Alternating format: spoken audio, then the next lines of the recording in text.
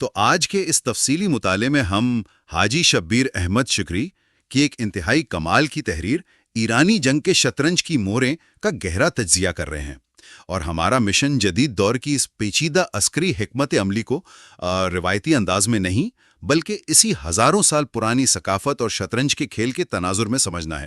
ایران کی عالمی حکمت عملی کو سمجھنا اکثر ایک پہیلی جیسا لگتا ہے، لیکن کیا ہو اگر اس پہیلی کو سلجھانے کی چابی ایک قدیم کھیل میں چھپی ہو؟ جی ہاں، شطرنج کے کھیل میں۔ آئیے دیکھتے ہیں کہ ایران کی جیوپولیٹیکل سوچ شطرنج کی بساط سے کس طرح جڑی ہوئی ہے۔ ذرا اس منظر کا تصور کریں، ایک مصروف ایرانی بازار کا شور اور اس کے بیچ دو بزرگ پوری دنیا سے بے خبر شطرنج کی ایک چال پر غور کر رہے ہیں۔ یہی تصویر دراصل جدید تنازعات میں ایران کی سوچ کی عکاسی کرتی ہے۔ تو ایران کی بقا اور مزاحمت کا اصل راز کیا ہے؟ اس کا جواب اس کے قومی کھیل شطرنج میں پوشیدہ ہے۔ بڑی طاقتوں کے خلاف اس کی چالوں کو سمجھنے کے لیے پہلے اس کھیل کے فلسفے کو سمجھنا ہوگا۔ یہ وہ سوال ہے جو بڑے بڑے تجزیہ کاروں کو سوچنے پر مجبور کر دیتا ہے۔ آخر وہ کیا چیز ہے جو دہائیوں کی پابندیوں کے باوجود ایران کو عالمی بساط پر ایک اہم کھلاڑی بنائے ہوئے ہے؟ چلیں اس راز سے پردہ اٹھاتے ہیں۔ اچھا، تو آئیے اس کی گہرائی میں چلتے ہیں۔ ہم بات کریں گے چترنگ کی، جو شطرنج کا قدیم فارسی نام ہے۔ یہ صرف ایک کھیل نہیں بلکہ ایک مکمل حکمت عملی ہے جو ایران کی سوچ پر حاوی ہے۔ تو یہ سمجھنا بہت ضروری ہے کہ ایران کے لیے شطرنج محض وقت گزاری کا ذریعہ نہیں ہے، یہ ان کی تہذیب میں رچا بسا ہے۔ یہ زندگی، تجارت اور یہاں تک کہ جنگ کے لیے بھی ایک پورا فلسفہ فراہم کرتا ہے۔ یہاں دو بالکل مختلف سوچیں ٹکراتی ہیں۔ ایک طرف ہے مغربی انداز، یعنی سیدھا حملہ کرو، طاقت کا بھرپور استعمال کرو اور فوری نتیجہ حاصل کرو۔ دوسری طرف ہے شطرنج کی حکمت عملی، جو کہتی ہے کہ صبر کرو، بالواسطہ چالیں چلو اور دشمن کو اتنا تھکاؤ کہ وہ خود غلطیاں کرنے پر مجبور ہو جائے۔ یہ ایرانی حکمت عملی کا 3 نکاتی خلاصہ ہے۔ پہلا، جذبات کو ایک طرف رکھ کر دشمن کی ہر چال کا مشاہدہ کرو۔ دوسرا، صبر کو اپنا سب سے بڑا ہتھیار بناؤ اور دشمن کو آگے بڑھنے دو تاکہ وہ کوئی غلطی کرے۔ اور تیسرا، جب وار کرو تو سیدھا نہیں بلکہ شطرنج کے گھوڑے کی طرح ایک غیر متوقع زاویے سے کرو۔ یہ نقطہ بہت اہم ہے۔ یہاں مقصد حریف کو نیست و نابود کرنا نہیں بلکہ اسے ایسی پوزیشن میں لانا ہے جہاں اس کے پاس ہارنے کے سوا کوئی چارہ نہ بچے۔ یہ نفسیاتی جنگ ہے۔ اب ذرا تاریخ کے اوراق پلٹ کر دیکھتے ہیں کہ یہ شطرنج کا فلسفہ عملی طور پر کتنا کامیاب رہا ہے۔ یہ ایک حیران کن پیٹرن ہے۔ تاریخ گواہ ہے کہ ایران پر حملہ آور تو بہت آئے، انہوں نے ملک فتح بھی کیا، لیکن آخر میں وہ خود ایرانی ثقافت سے فتح یاب ہو گئے۔ سکندر ہو، عرب ہوں یا منگول، سبھی فاتح آخر کار فارسی تہذیب کے رنگ میں رنگ گئے۔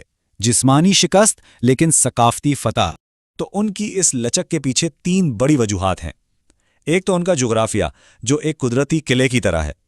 دوسرا، ان کی نفسیاتی برتری، جہاں شہادت کا تصور موت کے خوف پر قابو پا لیتا ہے۔ اور تیسرا، پابندیوں نے انہیں مجبوراً خود انحصار اور جدت پسند بنا دیا ہے۔ چلے اب اس شطرنج کی بساط کو آج کے دور میں بچھاتے ہیں اور دیکھتے ہیں کہ موجودہ عالمی سیاست میں یہ کھیل کیسے کھیلا جا رہا ہے۔ کبھی یہ سوچا ہے کہ دنیا کی بڑی طاقتیں ایران کے معاملے میں اکثر بے بس کیوں نظر آتی ہیں؟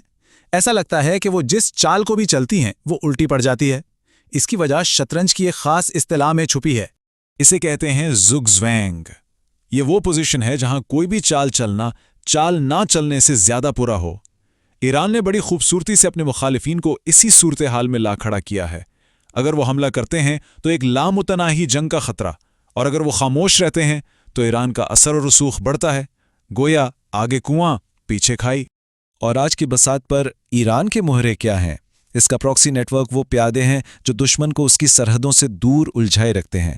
اس کا میسائل پروگرام وہ قلعہ ہے جو اہم خانوں کی حفاظت کرتا ہے، اور آبنائے ہرمز اس کا وہ وزیر ہے جو ایک چال سے پورے کھیل کا پانسا پلٹ سکتا ہے۔